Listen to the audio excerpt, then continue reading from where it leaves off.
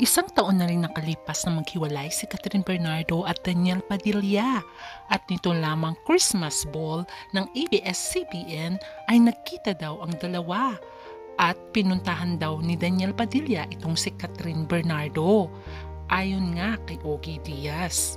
Kaya naman ang mga Katniel fans ay nagkaroon ng pag-asa. Ano kaya ang kaganapan na nangyari sa Star Magic Christmas Ball ng ABS-CBN kung saan ay pinuntahan nga daw ni Daniel Padilla ang kanyang ex-girlfriend na si Catherine Bernardo sa kanyang room? Ating alamin ang buong kwento.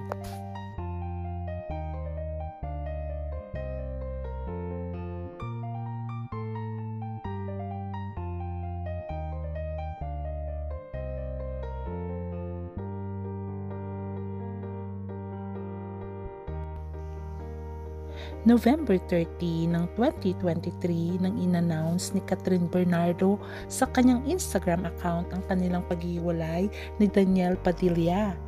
At sinabi nga niya sa kanyang Instagram, "DJ, you gave me 11 beautiful years and the kind of love that I will forever cherish. I will always be grateful for you." Ayon pa sa kanya. At ang sagot naman ni Daniel Padilla sa kanyang Instagram, sinabi niya kay Catherine, "Sa mundo, buhay at sa limitadong oras na tayo ay nandito. Isang malaking biyaya ang pagmamahal, ang mahalin ka at mahalin mo." Ayon pa sa kanya.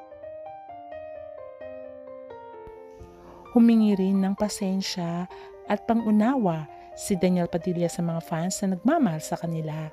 At huling sinabi niya na, "Our lives may drift away, but our love will still ride the tide." Ayon pa kay Daniel.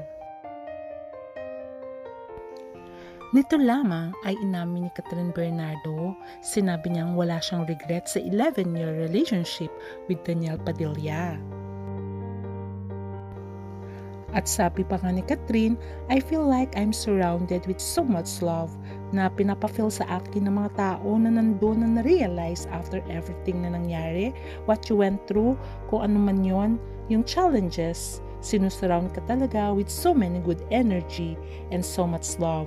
Kaya I'm so grateful for that." Ayon pa kay Catherine. After ng breakup kay Daniel Padilla ay nagkanya-kanya na ng buhay si Catherine at Daniel. Si Catherine ay umusbong ang kanyang karera at na-team up muli siya kay Alden Richards na gumawa nga sila ng pelikulang Hello Love Again kung saan #1 hit sa takilya of all time na dahil napaka-blockbuster nito at tinugurian na silang King and Queen of Philippine movies. Sa pag-amin ni Catherine na ready to fall in love na siya sa kanyang interview, marami tuloy spekulasyon na baka si Alden Richards na ang papalit sa puso niya, ang kapalit ni Daniel Padilla. Matatandaan na sinabi rin ni Alden na ang relasyon nila ngayon ni Catherine ay very deep.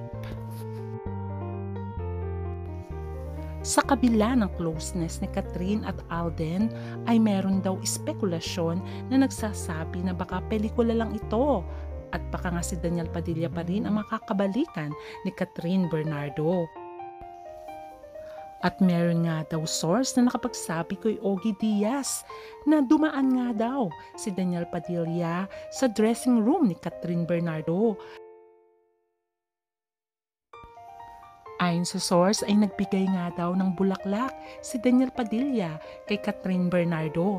Matatandaan na tuwing Christmas Ball ay nagbibigay talaga si Daniel Padilla ng flowers kay Catherine Bernardo.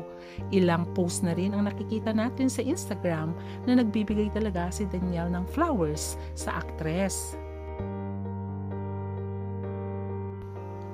Ayon pa nga sa source ay tinaon daw ni Daniel Padilla na wala pa si Mami Min sa dressing room. Ayon pa nga sa source ay inabot nga daw ni Daniel ang bulaklak kay Catherine. At sinabi pa nga ng source na nag-usap daw ang dalawa at very civil naman ang mga ito. Pero syempre hindi nila alam kung anong pinag-usapan ng dalawa. Nagulat nga din daw si Catherine nang dumating si Daniel para ibigay ang bulaklak. Pero ayon sa mga source ay nag-usap sila bilang magkaibigan. At kung ano man yung pinag-usapan nila ay hindi na nila alam kung ano ang totoong pinag-usapan nila, kung tungkol ba sa careers or kung balak pang balikan ni Daniel Padilla si Catherine Bernardo. At sila na nga lang daw ang nakakaalam ng tunay na pangyayari. Kaya naman ang mga fans, iba-iba ang kanilang mga reaksyon. Merong nagsasabi na tuloy pa rin ang Katniel at may laban pa nga. Basta maging sincere lang daw si Daniel Padilla. At sana daw ay pagbigyan at bigyan muli ng second chance ni Catherine si Daniel. Meron din nagsasabi na wag nang balikan ni Catherine si Daniel dahil a cheater is always a cheater. Meron din nagsasabi na mas bagay kayo ni Alden Richards. Si Alden na lang kesa naman kay Daniel. Baka gawin muli nito ang ginawa niya sa'yo. Naman, iba-iba talaga ang mga opinyon ng bawat fans. Marami pa ring Katniel fans at marami na ring Katden fans. Kaya tuloy ay hindi natin alam kung sino nga ba ang susunod na magmamay-ari sa puso ngayon ni Catherine Bernardo, either si Daniel pa rin o si Alden. Kung kayo ang tatanungin, sinong nais nyo for Catherine? Si Alden Richards ba o si Daniel Padilla? Comment down. Para pangan na lang natin ang susunod na kabanata. Hanggang sa muli, please don't forget to like, share, and subscribe. Bye!